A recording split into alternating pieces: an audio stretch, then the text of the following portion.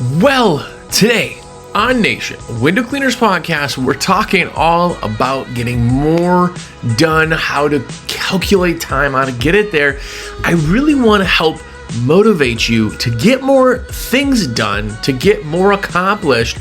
And if you can do this for an entire year, you will triple your amount of work that you're able to do in less time, getting more done. It's just going to be great. If you're in business at all, stay tuned, WCR Nation.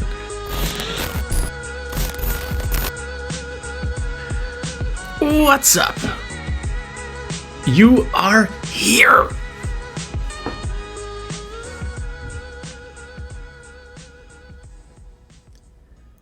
What's up, everybody? Jersey here from windowcleaner.com, and you are here. What is up? If it's your first time here, have a look around. Hopefully you enjoy the show. Hopefully it helps you. I gotta say, to go off, there's so many people when we do shows. Some of them really hit with people. Some of them, they're just good content or decent content. And then some of them are like, dude, you're talking to me. I hope this is one of those that I'm talking right to you, because we're in a fall push when I'm recording this, and we just got to get more stuff done. So if it's your first time here, have a look around. Tons of content to follow up on.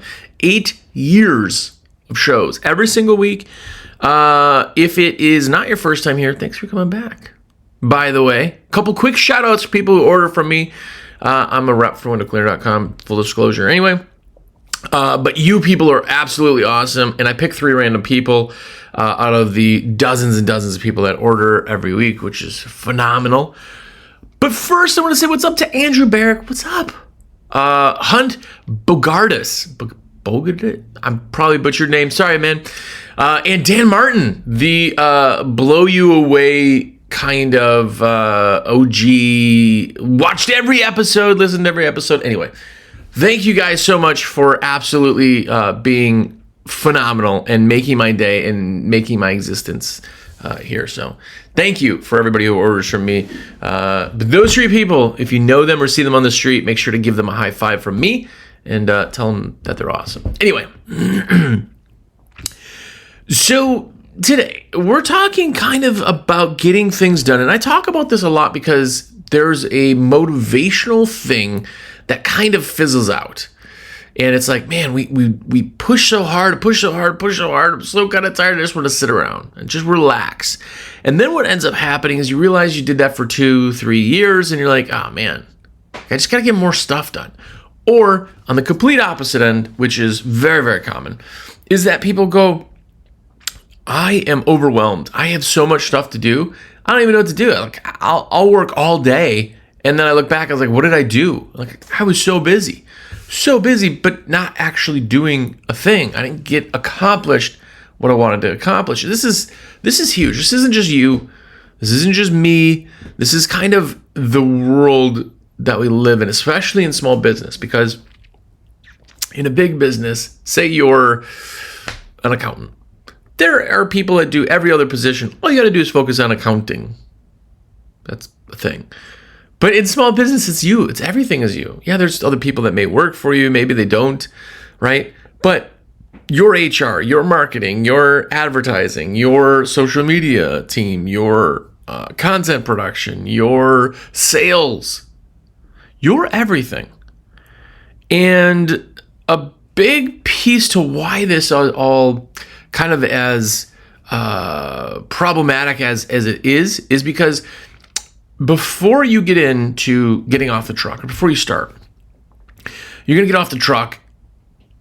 Well, you're still on, you clean windows. That's what you do. And then afterwards, if somebody calls you, answer, you do something, you return some call. You got a couple things. When you're off the truck, all of a sudden, that whole routine of I clean windows for 8 hours a day disappears. And instead of us going, well, instead of cleaning windows, what am I going to do? We kind of just go, all right, I'm going to do everything. Let's do it. And then you get going and there's no direction. The reality of it is that if you get pulled off of something, you're doing something and something happens, you get pulled off of that, it takes you potentially an hour to get pulled off of that, do your thing or whatever, put out the fire, get your brain back to it, even remember that you were doing something. It takes a very long time. So when we talk about being unproductive, it's not that you're not productive. Like, you're getting a ton of stuff done. It's just, what are you getting done? Right? What are you actually getting done? I could work an entire day, and I'm guessing you could too, but you get to the entire day, you're like, oh my gosh, it's so busy. Ugh. And my wife's like, hey, how was your day? And you're like, good. She's like, oh, what'd you do?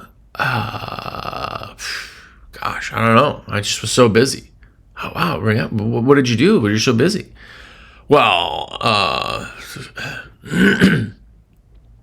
sometimes you're busy. You're incredibly busy. You're like, oh my gosh, I can't believe it's 5 already. I can't believe it's 6. I can't believe it's anything. But then you look back and you're like, oh, wait, what did I do? Like, what was I doing all day? Right? And the real underlying complete thing why you're doing that is because of the focus. Not like I have to focus down on things and have Adderall-like focus. That's not what I'm talking about. I'm talking about focus on what actually is getting accomplished. Not like hone down and get your brain in it and don't think it. I'm talking about what's the focus? What is the main reason of what you're doing? What is the things you're supposed to do in the day?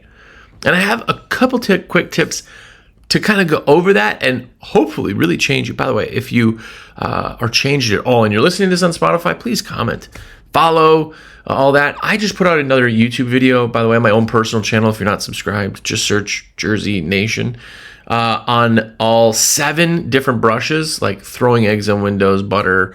Went through, brushed everything, and picked the best one. Anyway, if you're not subscribed to that, go do that. But let's just jump right in. The first thing that you don't do, more than likely, because I haven't met anybody who's got this down pat, is you went from, I clean windows 8 hours a day and then I do everything else on top of it. You knew what you were doing, but when you're out of the office, or I should say in the office, out of the truck, you don't block your time.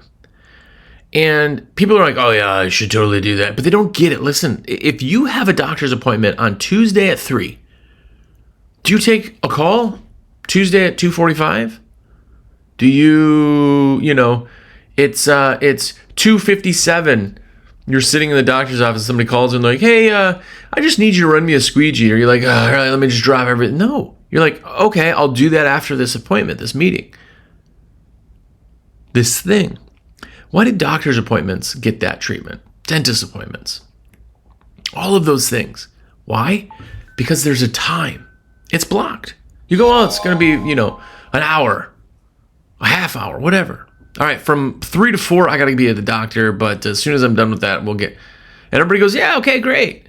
But then when it comes to your normal business, you go, okay, I'm doing this, whatever. Yeah, no, I can do that. Give me 5 minutes, I'll get out there. You stop everything you're doing for this other thing. Now, I'm not saying you have to block all your time. And the reason is that you don't block time is because we got into business for freedom. That's one of it. Obviously, the money is kind of nice also.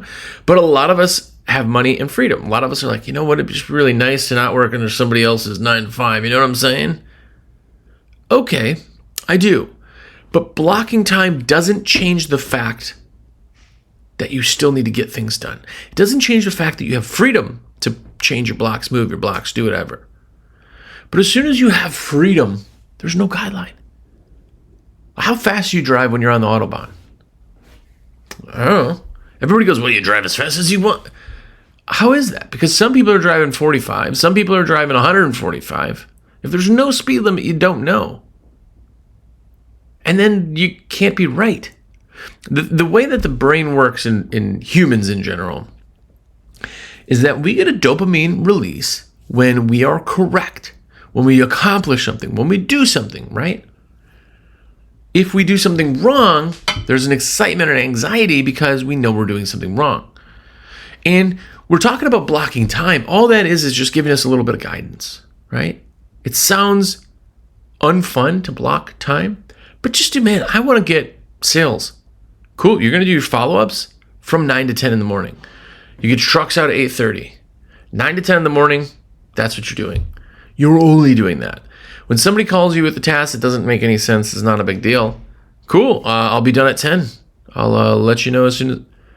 You don't even take a call. Your time is blocked. And it's prioritizing is really what it is. But with priority, you also have to delegate. Because so many of you, and not you, don't get me off my high horse, that's not what I mean. So many of us don't do enough delegation.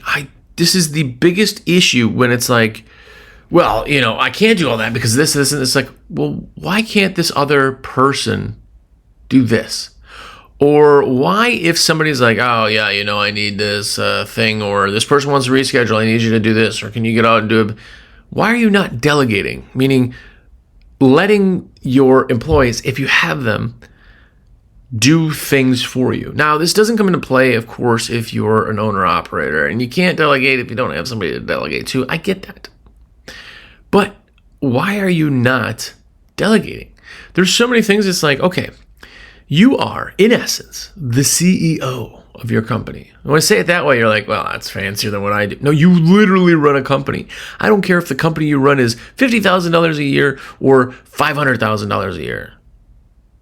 You run a company. You are the CEO of the company. You are the person. And you're going to stop that to go run somebody a squeegee? Or say, a screen breaks and you have to deal with that? Or, all these things that you're like, wait. So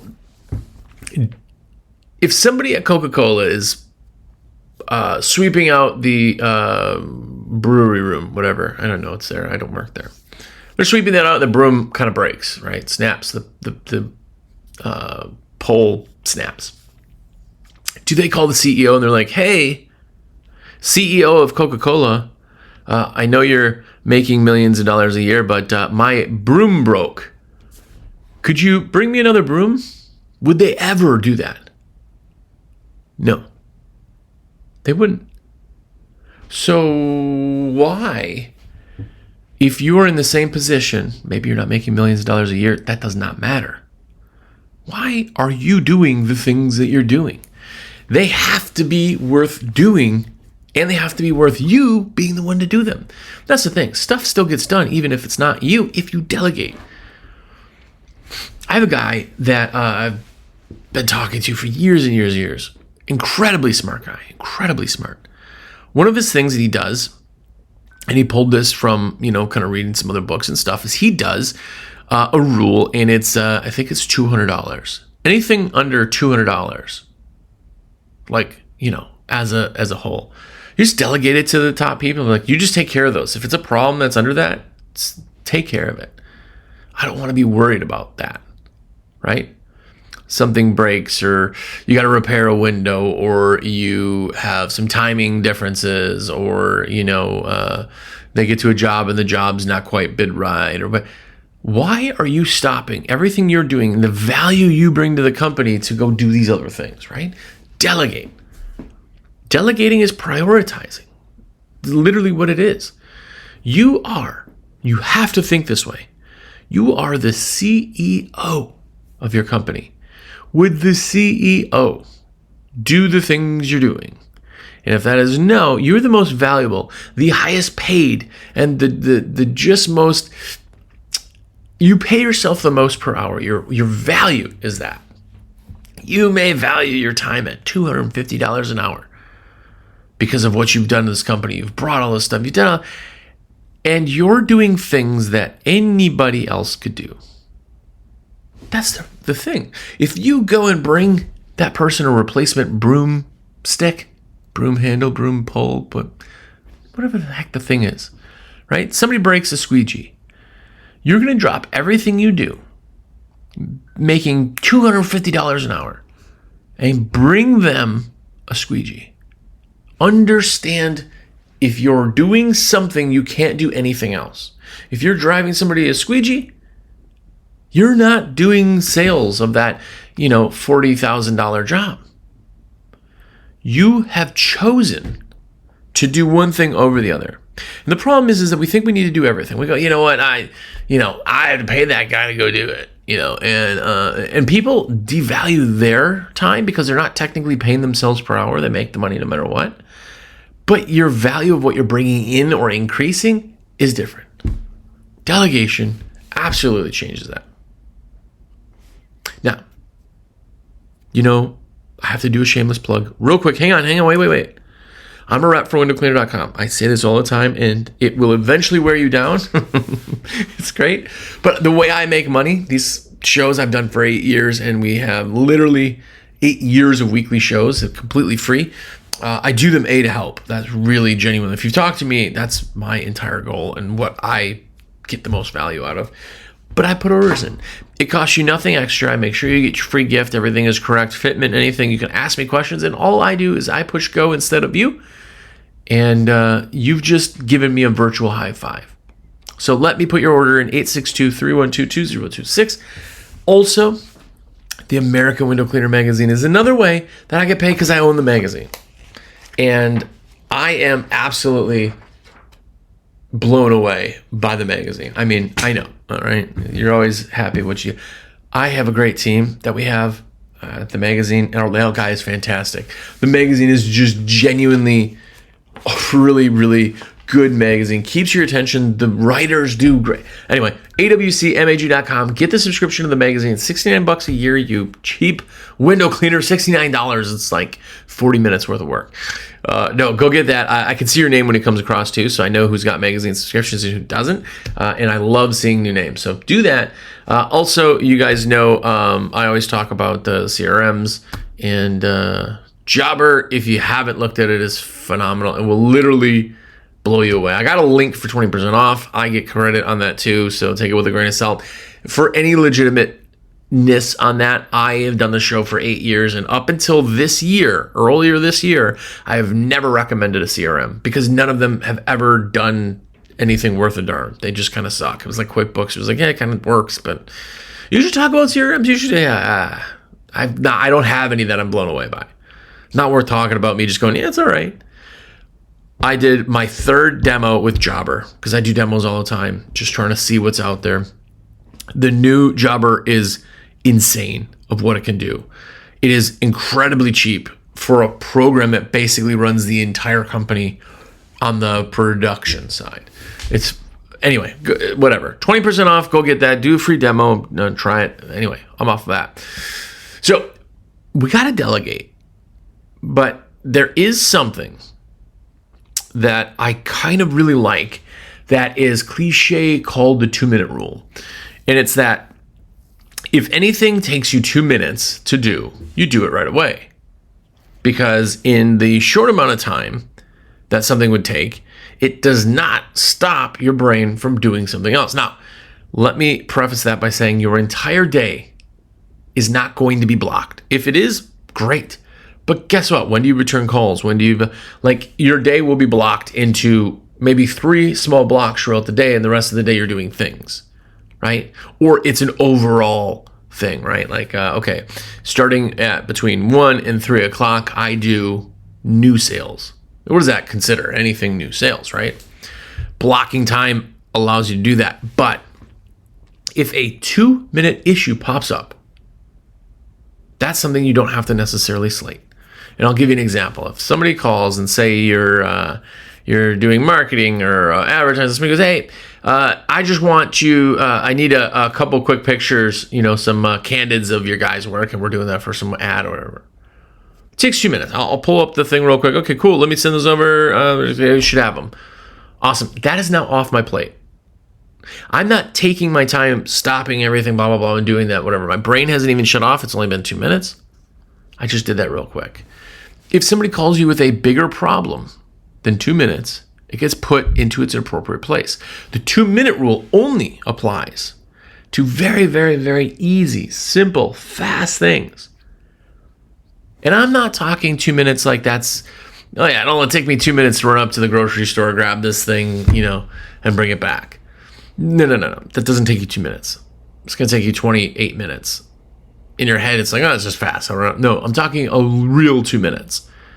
2 minutes is only 120 seconds. That's not a lot of time. So we're talking about distractions and everything else. We're talking about the very, very little things that you don't necessarily have to delegate to somebody else. If you have a big crew around you and you have a marketing team, great. They can send the pictures off. But if you don't, cool. Give me 2 seconds. Let me send that out. There you go. You're on. You did a thing. They are continuing to work. You didn't stop somebody else's working because you didn't do something. And at 2 minutes, it does not distract you enough to screw up your whole day. The 2-minute rule is great, but you have to understand that this is real 2 minutes. You can't just lie and be like, it's only took me 2 minutes. All I gotta do is run over to the job those guys are at, drop off the stuff. I'm gonna talk to the homeowner, come back. It's just take 2 minutes. No. That'll take you an hour and 7 minutes because you talk to the person, then there's traffic, and then you forget you have to get gas. And no. 2 minutes. If there's something that pops up, do it. But 2 minutes. And the real kind of piece to all of this thing too ends up being a task value. But what you can do in the same thing of delegation, you can automate a lot of what you do. Realistically, you can. So there's a program called Zapier, if you've heard of them. Zapier is like, there's another program called if this, then that. And it basically says, if this happens, do this. If this is, and there's integrations, and you take program 1 and connect it to program 2. So we'll say taking HubSpot, which is not a CRM. Well, I guess it is kind of a CRM, but it's a sales platform where you're just like recording your conversations and stuff, not for existing customers, but for the sales side. Say you take that, and every time I do this thing, if I enter a new customer, my Gmail account sends an email. That's automation. It sets that up automatically. So now instead of me doing this and then having to go in and turn this up and bring this in and do this, it does it automatically. Now those little tasks can be automated, and you can automate anything. Well, pretty close to a lot. Automation's like having a person working for you dedicated to that. That's A, instant. No employee's ever done that. And B, extremely cheap. Automation in general is incredibly inexpensive to get stuff. And I think so many people forget on the automation part. Now, this is not a plug for Jobber. I always say that because I want you guys to be upfront that I get credit for referrals. You guys know that. I also don't tell you, like if you ask me if I like stuff, I will tell you the exact real thing, and I won't tell you that I like something and I don't. There is no more important thing than me actually giving my opinion. I don't care. Like, if you ask me about one product versus the other, I don't care if it costs more or less or whatever. I want you to have the best thing that I think. Now, with all that being said, Jobber is like one of those things that does the automation. Now, again, it could be any CRM. It doesn't have to be this one. I just am in love with this one. But something like Jobber, you can take, and now I can automate emails. I can automate follow-ups. I can automate reminders. I can automate invoicing. I can automate reviews. I mean, there's programs out there, even like Good Job. Those guys are awesome. I've known those guys for years. They have a program that every time you do a customer, they do the automation, getting the reviews. They increase the reviews. They're the ones that do that. You don't have to do that. There's so many things you can do out there that automate pieces that you don't have to do. Anywhere down to, say, again, back to Jobber only because it's fresh in my head, but say a tech is in the field. Now, first off, as soon as the tech arrives somewhere, it clocks it in. As soon as they leave, it clocks you out. It knows how many minutes you were there at the job, and it knows the dollar amount, and it will calculate with your costs on how much profit you made. That is done automatically without you doing anything. Now you have your COGS, cost of goods sold. You figured out that, right? In the same sense is if a tech's on the job, they have it anyway. They're pulling things up. They're going to put a comment. Dog's name is blah, blah, blah. Or birthdays. If you're one of those companies that loves a birthday thing, if they find that out, they put that into the system. It automates that back to you. It puts it in the account. Every time I open the account, for the next 10 years, I'll see that stuff, right? These are little automations that make things happen that you don't have to do anything for. And automation is genuinely and truly an employee that you pay pennies that is absolutely the best employee you ever had. So many people don't do automation either because they think that AI, it's too difficult, or I don't know what I'd automate. Any redundant task can be automated. Very, very amazing. Now, mind you, when you look at these companies, it's like, oh my gosh. So these guys, they get the reminder, they get this, they do that. You get all this stuff, and you're like, how do you find the time for? They don't. They automate things and delegate things. It's not just them. You understand, you have a big team. Some of your team is real people and some of them are computers. AI, which will probably destroy us all. But that's for another conversation. Automation is absolutely fantastic. But no matter how you do any of this, automate, delegate, any other aids that I'm thinking of, time blocking, all of the things, it all 100% comes. If you're getting one thing from the show, if you're still here, by the way, thanks for hanging out.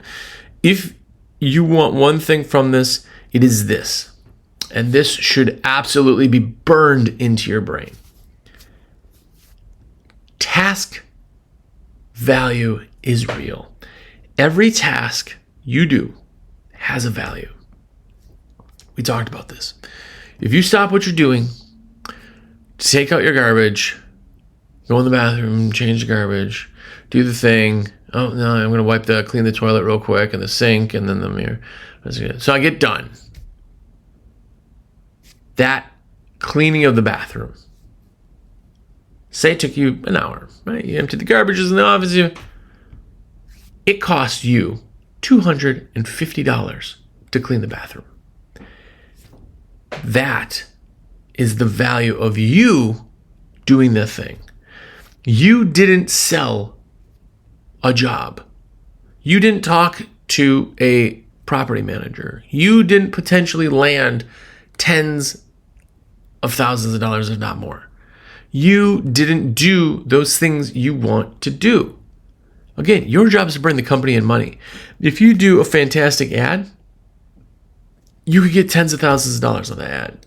If you talk to a property manager, which is maybe what you've already done a bunch. I got this job, it's $36,000 job, we put it in, we think we're getting it, we just haven't gotten it yet. If you didn't do the follow-up call, stop and talk, email, do all of those things and focus on that, you just cleaned the bathroom. That could have potentially cost $32,000 to clean a bathroom. Task value doesn't mean things don't get done. It means, is there somebody else that could do that? Is there a janitorial company you could get to do that? Right? If you can literally do it and go, well, this is going to cost me so much money. No. You're okay. Let me pull these, my dumb analogy numbers out. If I just hand you $250 and somebody's staying there and they need to get $10 from you, $20 from you. If I hand you $250 and you give them $10 or $20, is it costing you a lot of money? Now you can do the math and you go, well, no, actually, I just made a lot of money. That's what this is all about, is that if you can focus your time on things that are more valuable, you're bringing in more money than you're paying somebody to do it. The whole thing comes into that. Now, again, I got to go to Lowe's and I got to look at ladders. I got to go to Lowe's and, I got to buy soap. I got to do, I don't want to pay the guys to do that because it's like $40 to buy this. It costs you $250 for you not to do the things that are going to earn that much money. We're like, man, I just want to grow more. Or what should I do to have it? You should do the things you need to do. Why are you not focused on that and focused on the little things that don't matter, that take up a lot of your time, that anybody could do? That's where that comes into play. And it all comes down to your lack, our lack, not you, me included, is our lack of value of task. Real. I mean, if you do something instead of something, you've valued that more than anything. If, the guys get a nail in their tire, they're like, oh, I got to do this now. Why would you have to do that? Tell them to bring it to the shop, get it. Well, then I got the customer. Okay, all of the numbers are written down anyway. Tell them to call the customer. Hey, I apologize. We got a nail in our tire. We're just running over here to get it plugged real quick. We're going to be a little bit late to your house. I just want to let you know. Go get the tire plugged. Do the thing. Handle it in the truck anyway, while you still do your things. And then at the end of the day, the guys come up and go, hey, I just to let you know, over on Davidson Street, we picked up a nail somewhere and the tire was going flat. So we ran over to Acme Tire, got that fixed, but we called the customer. They were good with it. Had a little bit of a delay, put us off. We were off by, 30 minutes for the day and kind of recouped that. But that's why we're perfect. Okay, cool. What? Why would that not be the perfect, absolute perfect thing? My operations officer said to me, he goes, hey, I hope you're okay with this. This is earlier on. He goes, I want every member and crew person and employee here to report to me. I don't want anything to ever go to you unless I think it's important enough to stop you doing. I was like, that's phenomenal. And what we would do is that entire day, they would leave, say 8:30. Hey, have a great day. Blah, blah, blah, cool, yeah, blah, blah. They would come back 5 o'clock, 5:30, whatever time it is. I would have done my entire day of things, and then we'd sit down. He'd hand everything over. How'd this job go? I'd look over numbers real quick, right? Because again, you could track everything through like a jobber. Maybe you write it down. You could see how long things take you. You can reverse that with the money and see how long, right? What did this job do? How'd the day go? Oh, good. Yeah, no, this happened. This is how we fixed it and everything. Cool. They can do all that. But so many of you go, well, if anything happens, I need to, the oil light's on. Oh my God, is it? Really? The CEO of a company is going to care that there's a nail in a tire? You don't think that anybody is as competent as you for a nail in the tire? Bring it to a place, research it, do that, look it up.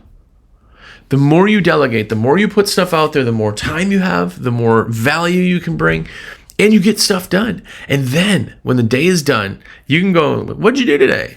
I know, because I looked at my block. Well, we did sales from 9 to 10. We did understanding what you're doing as intentional is the biggest and only way to get more done. Be intentional, value your tasks. Literally, this stuff. It's just putting it back out in light. And you're like, you know what? That makes sense. That's right. I didn't think of it that way, but yeah, let's value these tasks. How much is this going to cost? How much is this going to cost the company if I do it? With the CEO of this company, this does not mean you're too good to fix a broom. It means somebody else can do that. Anyway, I want you to be more productive. And I can make you more productive because I can put your orders in. That would save you so much time. No, a lot of you shop and just throw stuff in your cart and then go, hey, everything's good to go. Save my cart. Just click save this cart, text me, and I'll put it in. Literally, instead of hitting checkout and going through all that, you just hit save this cart and I do that. Nothing extra. It doesn't cost you any more to have an awesome person like me. It doesn't take any more time. It's as easy as possible. Here's the thing that I think a lot of people don't do either when you're talking about time. If you're out doing something, go, hey, just so you know, and by the way, we do this with accounts that have employees too. We get employees. Hey, this is Doug from XYZ window cleaning. We just need to order this, and this. All right, cool. We got the addresses 1, 2, 3 still good. Yep, we got the card on file. Let's do it. We can make it just easy. I make money doing that, so let me do that anyway.